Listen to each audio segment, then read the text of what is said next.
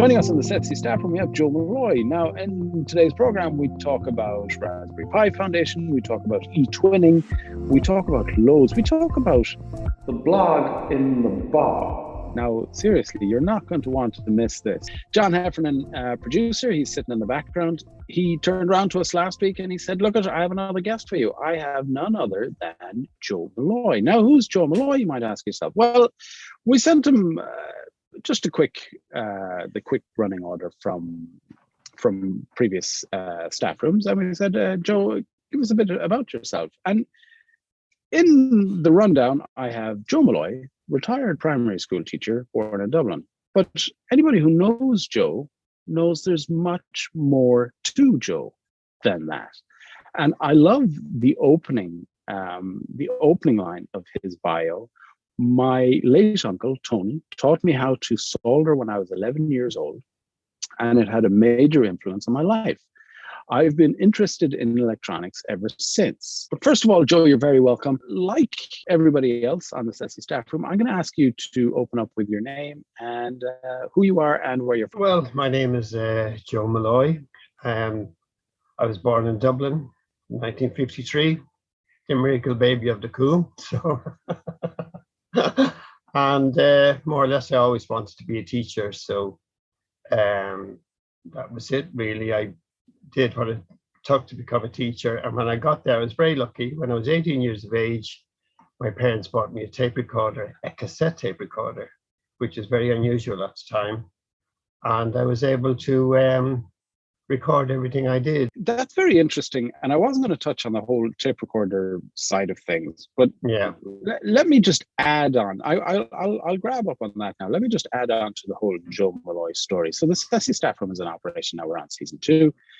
And when I started or suggested that we're going to start a podcast, wouldn't it be a good idea to start a podcast? Everybody, Joe, and I mean everybody, told me I need to speak to Joe Molloy because he was doing podcasts before anybody was doing podcasts, or education podcasts, should I say. So what's the word I'm looking for? I'm starstruck, to be honest, because you've been doing this before anybody was doing this. And I love the fact that you brought that in. I was given a cassette tape recorder for my 18th birthday, and I haven't been recording since. Talk to us about that. We'll talk about the teaching in a minute. Talk to us about the recording and that side of what you're doing, the podcasting. Well, I was involved on the fringe side of the free radio scene in Dublin. So the pirate radios, and what we used to do was do SINFO reports, which were signal strength reports, and send them back. So I recorded the programs as they went out, and some of them now have made their way into radio archives because people just didn't bother recording them at the time, or didn't have the facility to record, the programs as they went out. But I recorded my brothers and so on, and when I was in teaching practice, I recorded the children. I loved Dublin accents. I'm from Dublin, and that was it, really. It moved on from there. And how does that bring us to podcasting in schools? Like, what notion does come over you when you go, it's not be a good idea? I think I'll start some podcasting in schools. Well, it didn't really start that way at all. It was the tape recorder. Again, every school, one of the main things they had was one of these ghetto blaster type things. And I just happened to I was asked to go into the learning support role, and I went in there. And when I arrived in there, it just happened to coincide with the influx of foreign nationals into Ireland, and they were coming into schools with little or no English, and their parents were in the same boat. So I got children, very good readers in the school, to read the text for them in the night time, and the cassette went home with them, and they used it as a paired reading facility. So they would hear a child their own age reading the thing back at the speed they wanted to. They could stop the tape, look at the words, go back and forward, and so on. And then over the years, then USB keys came along, or thumb drives, as we called them at the time, and we put it onto thumb drives, and the kids went home and recorded it, and then we just started around, I suppose, around 2003. Then we started I was doing a master's degree in Bangor, in Wales, and I started putting recordings up on my own website then. The radio background, was the plan to create a piece for broadcast, or was the plan just record and listen back, sort of reflections, sort of learn? Well, in the back of my mind, it was all NBQ, always not NBQ, what's NBQ? Near broadcast quality. So I always used good condenser microphones, big bottle-looking microphones. I could actually, because you could bring the child and bring the range of the microphone right down to cardioids, figure eights, wherever you wanted to, and bring the child right close to the microphone. It didn't matter what was going on in the background because you couldn't hear them. So it was great for the room I was in. So the quality was usually fantastic. So we did get all sorts of things coming back saying, what are you using? And people, it was like amateur radio. They were saying, what are you using? What are you using to record? And so on. In the beginning, I was using Adobe Audacity, the education, Adobe Audition. And then Audacity came along. And I said, look, there's no use using Adobe Audition. It costs a fortune. And okay, I was doing a master's at the time. I was able to get it at an education rate, where I switched over to Audacity then, and start using Audacity, even though you could only record a single track at a time. All the children learn. What sort of topics were you covering when recording? Because radio in schools in America was always a very big thing. It was that you had your school radio. It's not so much here. So whereas over there was putting together of a package, a program, and they'd put it out on their college or school radio. Over here, we didn't touch on that. So I suppose what I'm asking in a long roundabout way is, if, like right now, we've come full circle. So for a time, there was no recording in schools really, like with no, or there was recording, but there was no, what is the output? Whereas now, the technology is very accessible. The cloud is very accessible. So what advice do you have for teachers who would like to start off somewhere doing kind of what you were doing? Like, where do they start? Where does one start in a school? Well, essentially, we had what were called Nahana Kainte, which were phrases in Irish, and we recorded them every week, and they went out and the children knew what the phrase for the week was. We had other children that came along. If a child wrote a poem, they'd be recorded. A book week was really the launch of the whole thing in 2003, because the children turned up and they more or less did a teleplay of their favorite character. It might only be 2 or 3 minutes. And then you had children interacting with each other and putting on voices and everything. And they regarded it as great fun.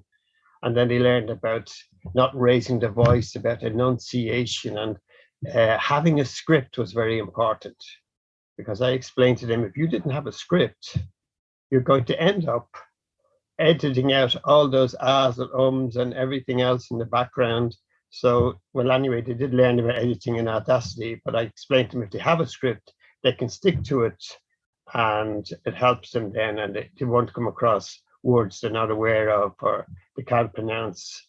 In our first international podcast, we had a child there, and he used to say the word youth, but he'd missed his front 2 teeth. He was only in 3rd class, and he couldn't say youth. And we ended up having to do a workaround solution for him. All those things. Well, what was the workaround solution? He was a young boy. That was it.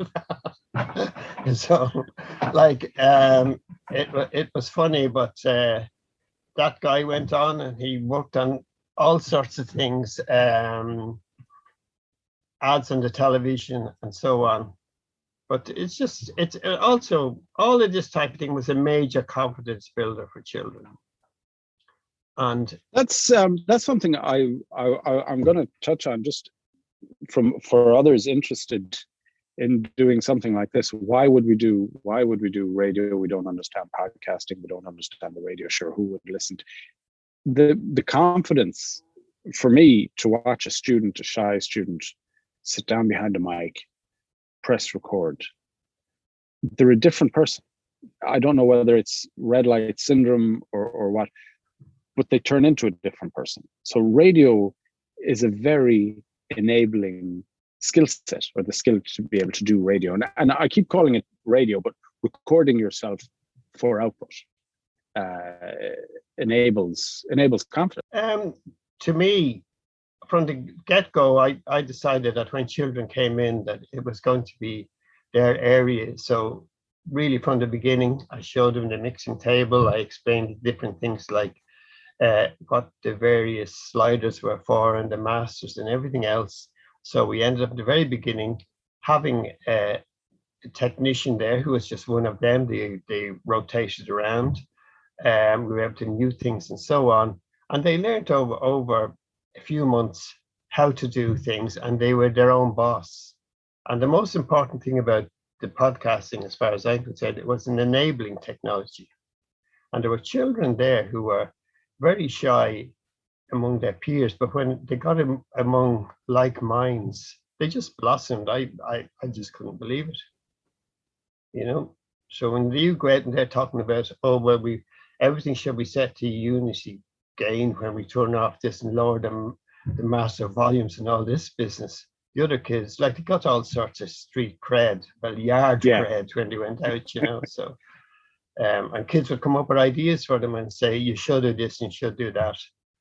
So you know, it got to a stage then where we approached IMRO and said, we want to use music.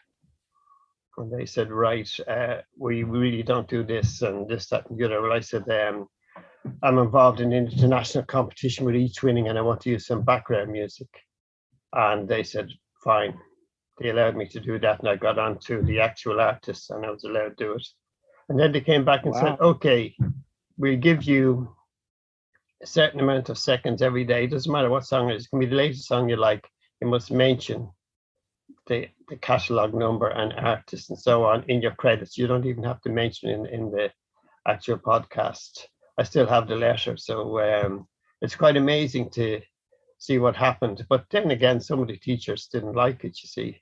It wasn't very curricular in nature. It was more commercial than curricular, you know. So, but you know what? It's funny you should say that. I've seen recording in the recording process used in different ways in different schools. And only recently, like in the last few years, up in a school up here in Clamaris, there was a teacher, Evelyn O'Connor. She would never call it radio work. She would never call it radio broadcast.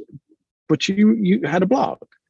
And on her blog, she recorded poems. And then those were broadcast.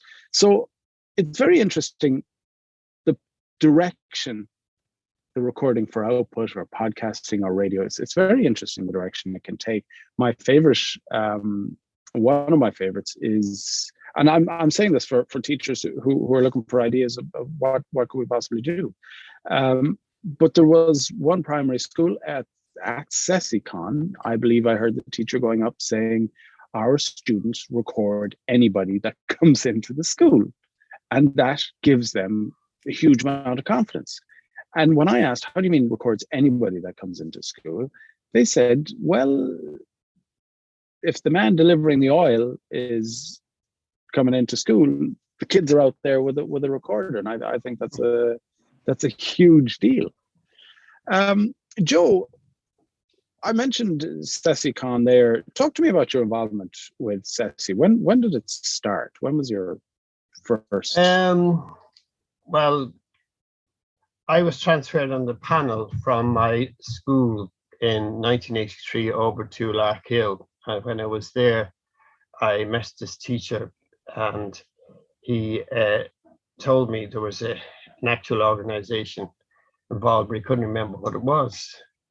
And then he came back to me and he told me, oh, there's such and such, and they're meeting tonight. And he said, you know where we load all our programs either by cassette or we have to type them in over several days. There's a guy tonight coming down there and he's demonstrating a floppy disk that you can connect into the side of the BBC Model B. And it's a single-sided 40-track thing. Now, I don't know what it took then, about 40K or something like that. I don't know what the actual size of it was, but we went down that night. It was in Belvedere College. and everybody was amazed. This thing was just going zoot, zoot, zoot, zoot, zoot, zoot, and the whole thing loaded up. And we just sat back and we were amazed. And then we were all asked for a 10p, and the old biscuit tin came out, and the biscuits were in there in their tea. So I paid my 10p for my tea and biscuits that night. And afterwards, I was asked if I wanted to join CESI. I'd only have to join for the remainder of the year. So I joined then, and that in those days you paid for CESI. So that was the 22nd of November 1983. The only reason I know was that I still have the receipt. Very cool. Yeah. Very cool. Now, John Heffernan often says you can be on the executive of CESI, you can leave the executive of CESI, but you can never leave. It's a bit like Hotel California. You can check out, but you can never leave. So, I mean, you went from paying your 10p into joining the executive. Well, what happened was, in those days we were based on it was a branch-based thing. The biggest branch in CESI in Ireland was the Dublin branch. So I joined the Dublin branch. Now you have to bear in mind that I had a 3-year-old, a 6-month-old at that stage. So I wasn't racing to every meeting that was going on under the sun. If I could get to a meeting, I got to the meeting.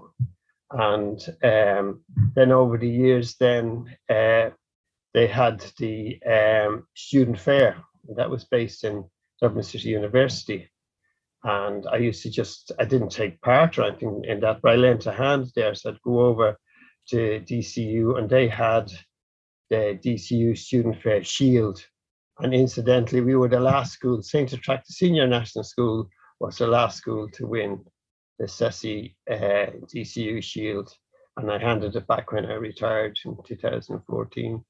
It's funny you mentioned there you had a child 3 and one who was 6 months. That's exactly my scenario right now, this minute. Yeah. I'm feeling guilty for not being able to get to the meetings or do what I'm meant to be doing. Now, you go from the CESI executive to joining the Raspberry Pi Foundation. Now, how does one make that jump?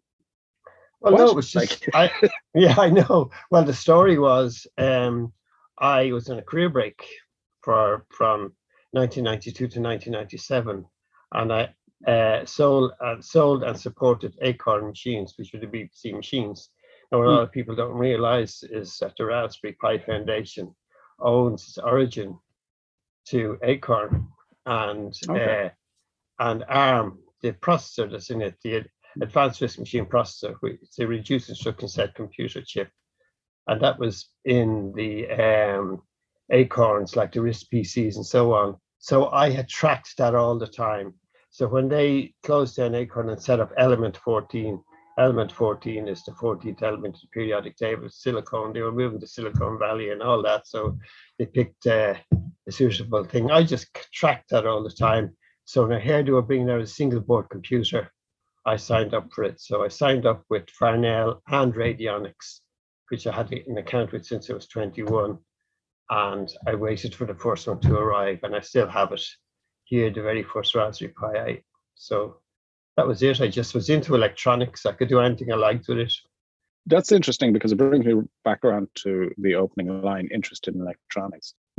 How does electronics and Raspberry Pi meet? Because when you say Raspberry Pi to a teacher, or indeed to me when Raspberry Pi came out first, and I don't associate electronics. I associate Raspberry Pi computer.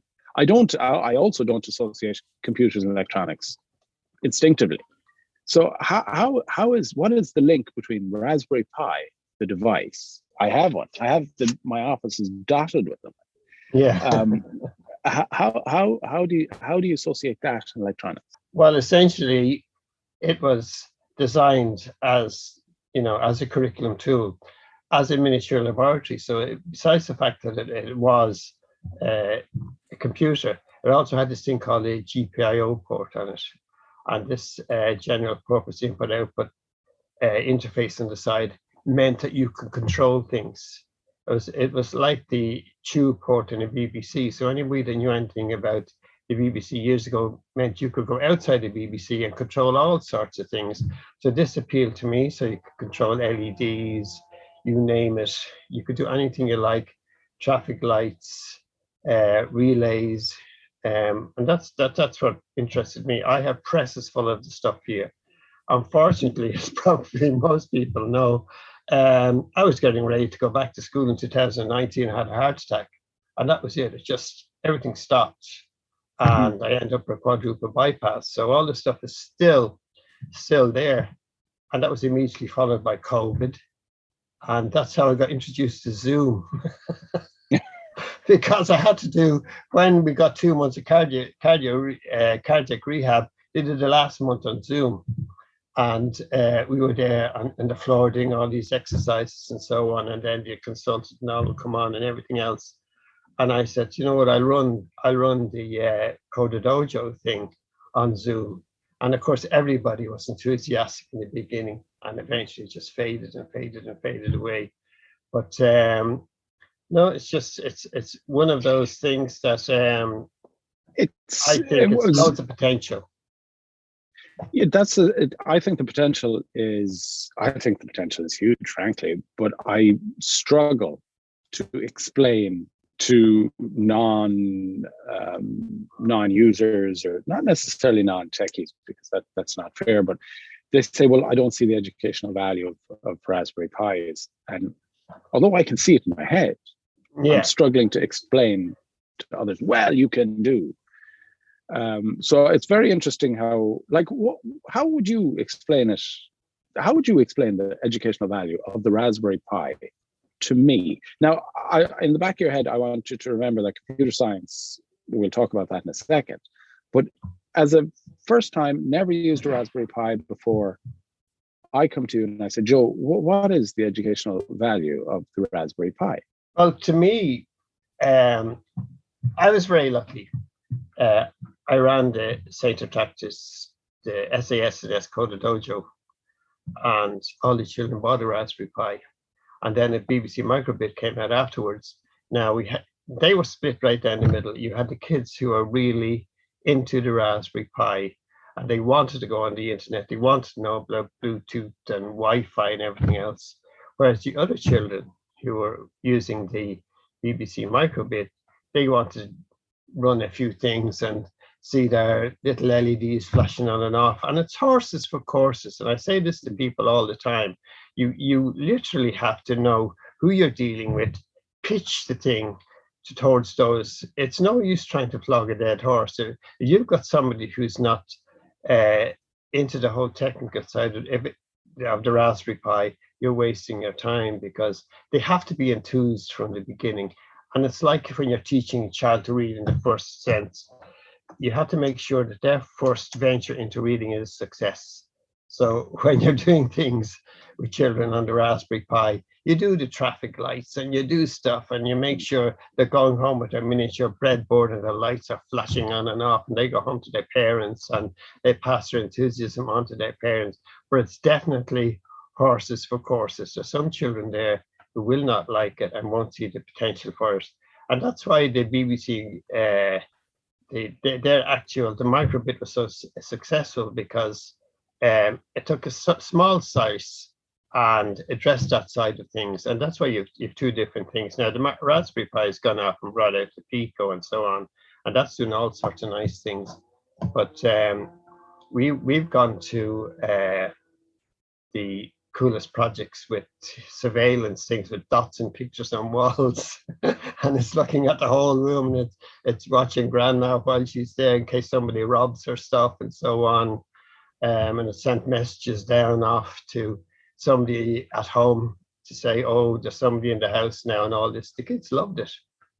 Yeah, but, it's things like that.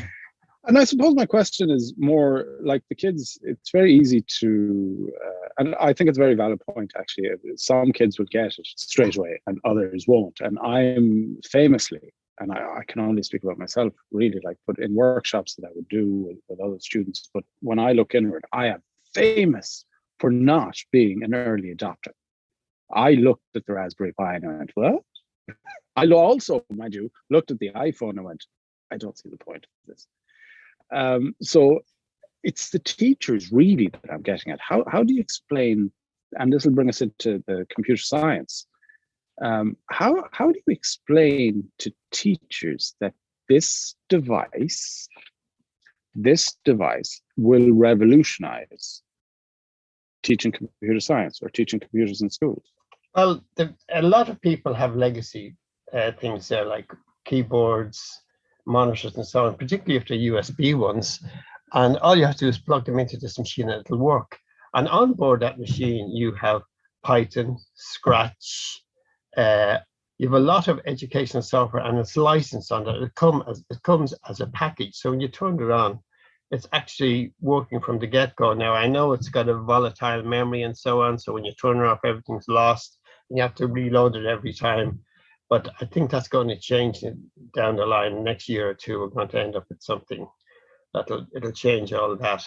But essentially, the form factor and the actual price where it was pitched at, that has more or less decided what the Raspberry Pi has been for the last 10 years, because they didn't want to go outside the $25 mark in the United States. They didn't want to go outside the credit card size. But I think the most important thing is to think of the bundle stuff that comes with that. Everything's on it, the full suite. If you want to do word processing, definitely the Raspberry Pi 4 now, to me, it's better than the 286 that I had. At the end, the 90, the 89, 90, it was better. It's actually better than that, I hear what you're saying. I'm met with, like, in my head, I have to deal with the teacher that says, I want to do typing. I want to teach typing. We need to upgrade our computer room because I want to teach typing. And I'm going, but you can do that on a Raspberry Pi. And they're going, no, traditional. We need a computer. We need a box. And that's a struggle that all technologists, I think, have at the minute. So you dip in and out. You keep on mentioning Coder Dojo. I think it's worthwhile mentioning to those who don't know, what is Coder Dojo? Well, Coder Dojo was founded in Ireland. I'd love to tell you who founded it now. I can't even think of it. I've met both of them on several occasions. I'll put it down to senile decay, but essentially it's a free club for children over 7, and they're brought in there, and you get adults, and you don't have to be a whiz kid now. Those adults would be essentially, there might be 1 or 2 people that have a fairly good grasp of everything, and those adults then help them along as the things go by. But the main thing about Coder Dojo is that children, it's peer-to-peer learning. They teach each other, so it's not a threatening environment. And I know people talk about coolest projects and, it's very competitive and all that. It's absolutely not. If you've ever been to coolest projects, it is the most enlightening and enthusiastic event. If you ever go to see it, they have their own T-shirts and so on, and they bring up their projects and they discuss them with the children, and they meet children, especially the international one, which used to be on in the RDS pre-COVID. They met children from all over Europe, even though from around the world. So to me, Coder Dojo as such was adults who were mainly in the IT industry coming back and showing children what could be done. Now, it's true, there were some adults there and they had all the skills, but they couldn't impart the knowledge. That's where they work with another adult, and between the two of them, the information is passed over. But definitely, you'll see the actual dojos whose parents all work in Microsoft, or they work in various IT industries, and they're well kitted out and all that. And then you meet the other ones that I was involved in, and we were getting hand-me-down computers and so on. There was one weekend I actually went in and showed children how to take a computer apart and put it back together again, because they were dropping them all the time. And they literally just weren't used to computers. Yeah, there's such the digital divide is there, and they weren't. If you're over on the North Strand and a child sees a computer in school and they're told, oh, you're coming in and you have your own laptop today and we're doing this, that, and the other, they were just shocked. And then essentially when you're doing, let's say, wearables, So they were getting LEDs, stitching them up and getting their wire thread and having these things flashing on and off. It was just a different world. And the big problem to them was they would go back to school with all these ideas, and the next week or the week after that, you'd find a teacher coming in on a Saturday. And bear in mind that teachers are very time poor, at least well they were then. And it's just when somebody gives up their Saturday to come in and you're talking to them about it and they're saying, oh, it's going to be very hard to try to get that into our school. The timetable is so cluttered and the demands on this, that and the other. And I said, unfortunately, I said, this is an after school thing. So timetable doesn't come into it, you know, so it's just a question of, you know. It's something, again, I struggle with time. How do people make the time? And that's, I'd love to be more involved. I love the idea of coder dojos. I love the idea of coding being an antisocial. Coding tends to be a bit antisocial. Like if you look at traditional coders in a room, like by themselves in the Red Bull, this is a very social. Coder dojo is a very social thing. Absolutely, and you've got children who may not have been functioning very well on social skills side of things, and then they meet all these like minds, and they just, you know, they absolutely flower in there. You see them talking tech, or they've discovered, oh, I did this amount of code, and they'd say, you know, you could do that in 2 lines, and this guy shows them how to do this. It's just, and you're there, you're supposed to be the mentor, and you realize in your heart and soul you're only facilitating people. You're the guide on the side. You're no longer this, you know, the sage on the stage, as we used to say. So you're definitely a facilitator in Coder Dojo. I think we found a name for this week's podcast, the guide on the side. I see it myself. I see the learning myself. A good friend of mine used to say, Bianca Gabagutrish said, I had a rule in my class, ask 3 before me, which I thought was lovely. And Coder Dojo does that. And you see the children talking to each other. So I think if any parents or teacher listening, I think you could do worse than start a club on a Saturday, have a group of kids together, call it a dojo, take a computer, strip it down, start somewhere, and the kids will lead it. The students will lead it themselves. They'll say, well, how do we do this? I see our own here, Mayo Isolt Mangan, what she's doing amazing things. Our own Pam O'Brien down John's neck of the woods, their Coder Dojo pre-COVID was doing amazing things as well, and they had a real community feel to it. Like, to hear Pam talking about it, and I know she won't mind me saying this, but it's like the final Coder Dojo. They got pizza in, and it wasn't about coding. It is a social event, and when Christmas comes, it's like everything else. The meeting before Christmas, there's very little coding done, you know. But I do remember our daughter came in that day, and she was showing teachers stuff that, like, the teachers didn't know. This at the CESI conference in St. Pat's. And no, it's like everything else. It's a question of building confidence. Now, we still have the gender divide, and all. I used to do a lot of school dojos, and I worked in the UCD Coder Dojo, and even there was always sort of 2 to 1 at least 3 to 1 boys versus girls. And the girls then, of course, they tended to do their own thing. They didn't mix very well with boys. They were there, they definitely wanted to be there. And of course then, as they get older, then the divide even gets worse. I want to move straight. John has poked us with his poking stick, going, we're 30 minutes in.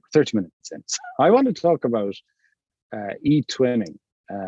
You're e-twinning ambassador you were e-twinning ambassador until 2013. Well, e-twinning was the electronic twinning of schools. Essentially, it's part of the Erasmus Plus now, but in those days it was a standalone thing run by Lergus. You'll find information on lergus.ie or etwinning.ie, or even SchoolNet. You can check out any of those websites. But the most important thing about it was that it brought schools together. And I was asked by Lurgers, you're saying, oh, you're doing podcasting. What's podcasting? And I said, well, actually, I only heard it called podcasting the other day by a chap that's selling Apple machines down in Cork. So I said, all I'm doing is I'm exchanging files. We're telling stories and we're exchanging files. And she said, I think that is a great idea. Would you come to our stand in Linz in Austria and explain it to people? So I went over there in 2006 and we gave the presentations to people.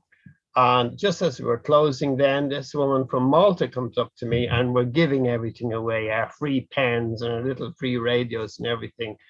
And I'm handing these out to her. And I said, this would be a great idea. One island nation talking to another, one on the edge of the Atlantic and one in the middle of the Mediterranean. And that was in January. I thought nothing else about it. And then coming towards the end of summer, I decided then I got all the project together and I put it up on the net. And this thing comes back. This little notice comes back from Malta. And it was this teacher from Malta in a primary school said she'd go ahead and we do this and we tell stories. So we called the project Once Upon a Blog. It was better than where we were known. The parents used to jeer us because we set our studio up in the old disabled toilet, and that was called the blog in the bog. So once upon a blog was much better. And so we got the whole thing together. And before we knew what was happening, we ended up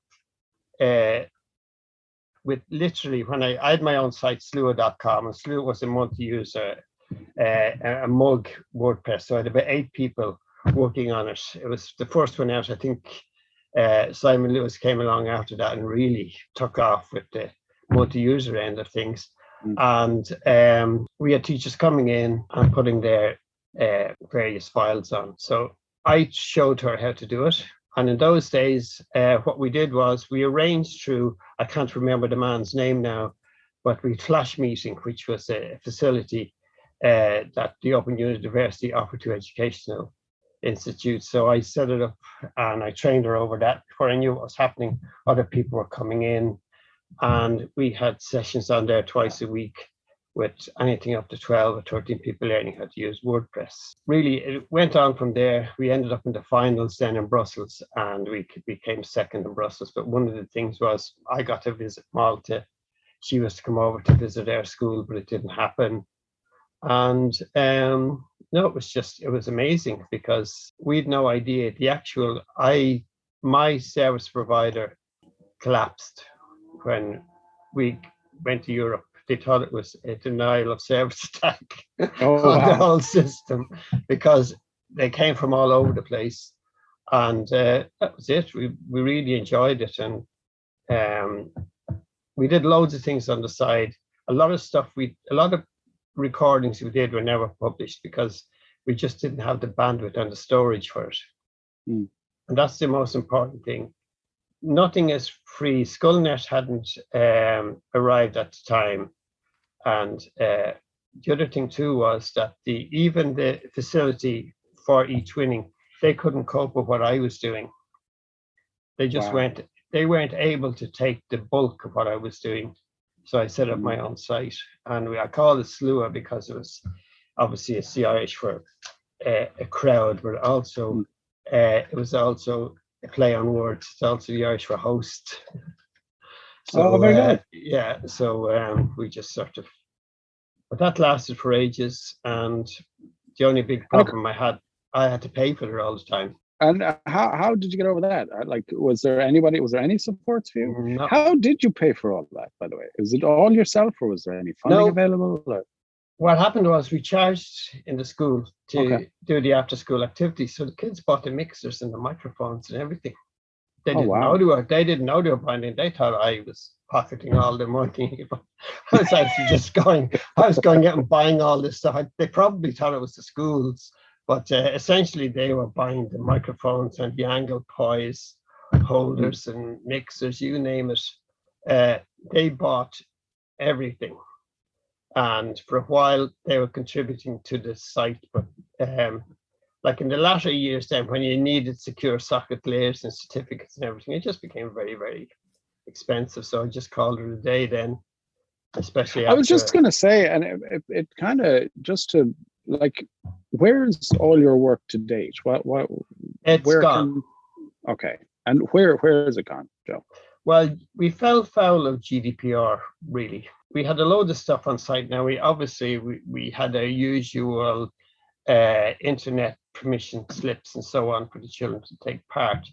But it's a funny thing, when children get older, some of them love to look back at themselves and others don't. And then you had children, it depends on your ethnicity and religious outlook and so on. We found out, for instance, that as Muslim girls got older, their parents were very, very protective and didn't want them and stuff.